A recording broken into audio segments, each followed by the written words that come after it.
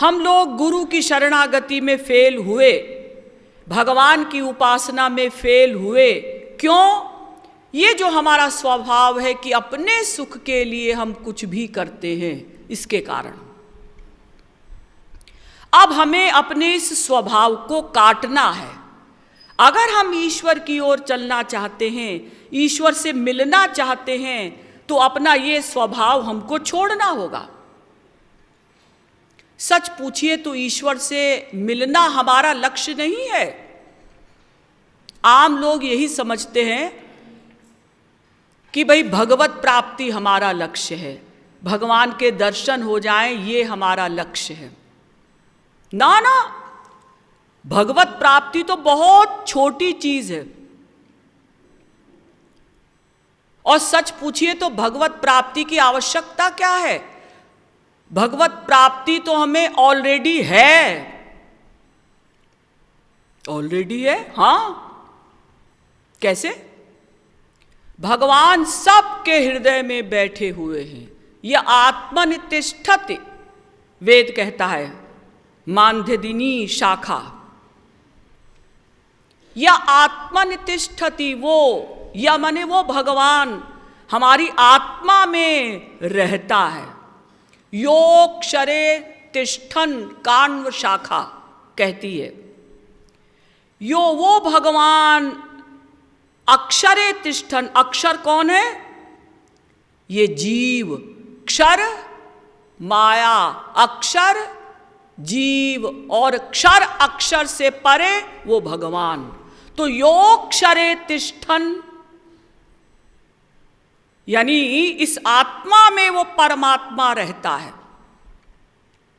और केवल रहता ही नहीं है, आत्मा को चेतना प्रदान करता है।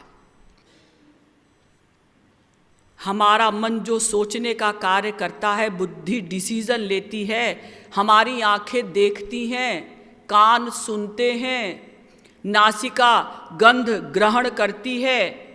कैसे?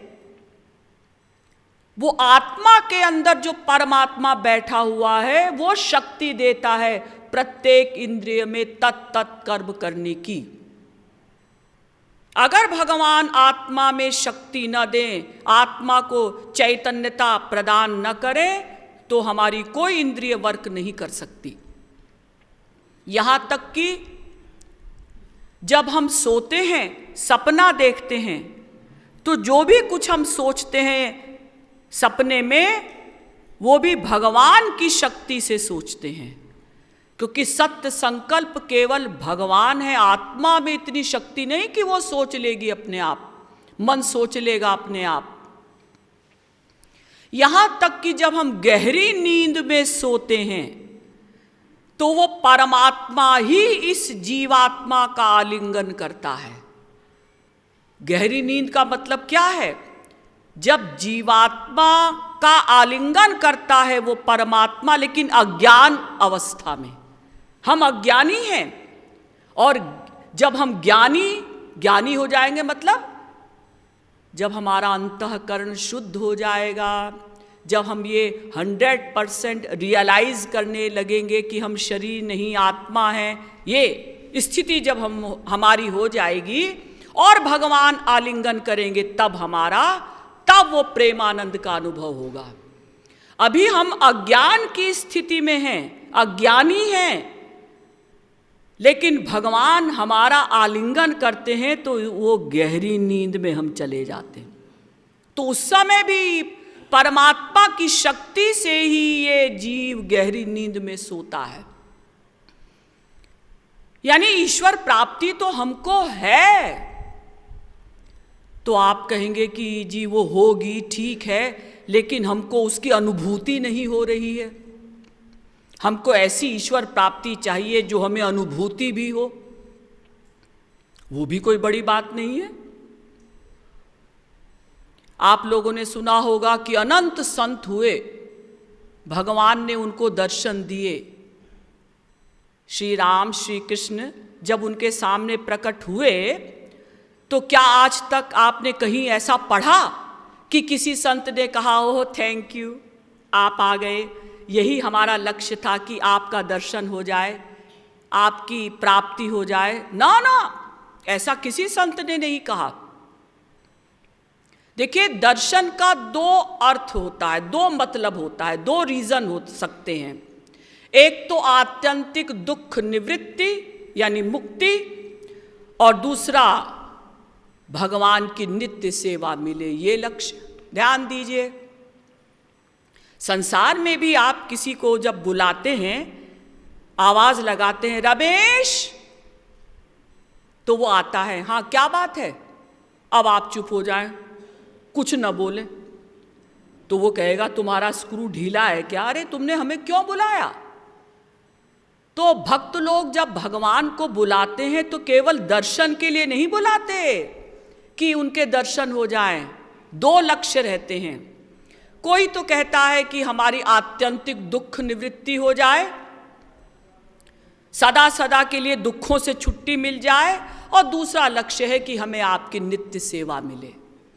अब इन दो बातों को न कहकर अधिकांश भक्त ऐसा कह देते हैं, महाराज हमें आपकी भक्ति चाहिए। क्यों बुलाया मुझे? इसलिए बुलाया कि हमें आपकी भक्ति चाहिए। अविरल भक्ति विशुद्ध तव, श्रुति पुराण जेहि गाव, जेहि खोजत योगीश मुनि, प्रभु प्रसाद को पाव, देहु दया करी राम। हे राम, आप हमें अपनी अनपायिनी भक्ति दे दीजिए, विशुद्धा भक्ति, निर्भरा भक्ति, गुणातीत भक्ति, परा भक्ति। तो ये भक्ति क्यों मांग रहे हो? भगवान प्रश्न कर सकते हैं हम लोगों से। जो भक्त भगवान से भक्ति मांगता है दर्शन के पश्चात, ये भक्ति क्यों मांग रहे हो? अजी आपको क्या मतलब हम क्यों मांग रहे हैं? हमने आपको बुलाया, हाँ, और आप आए, हाँ, और आपने हमसे पूछा कि तुमने हमें क्यों बुलाया, हाँ, तो अब हम आपको बता रहे हैं कि हमने आपको इसलिए बुलाया कि आप भक्ति दीजिए हमको। भक्ति लेकर क्या करोगे? अरे हम कुछ भी करें, वो हमारी प्राइवेट बात है। सच पूछिए तो भक्ति शब्द का अर्थ ही होता है सेवा का सामान। भक्ति माने सेवा, भज सेवायाम धातु होती है संस्कृत में। तो अगर किसी के पास भक्ति आ गई, भक्ति एक ऐसी शक्ति है जिसके अंडर में भगवान हो जाते हैं। अब वो भक्त जब चाहे भगवान को कह सकता है कि हमें आपकी सेवा चाहिए। भगवान ये नहीं कह सकते मेरे पास टाइम नहीं है। टाइम नहीं है ऐसा आप अब नहीं बोल सकते। आपने अपनी भक्ति की शक्ति हमको दे दी, हाँ, तो आप अब हमारे दास हो गए।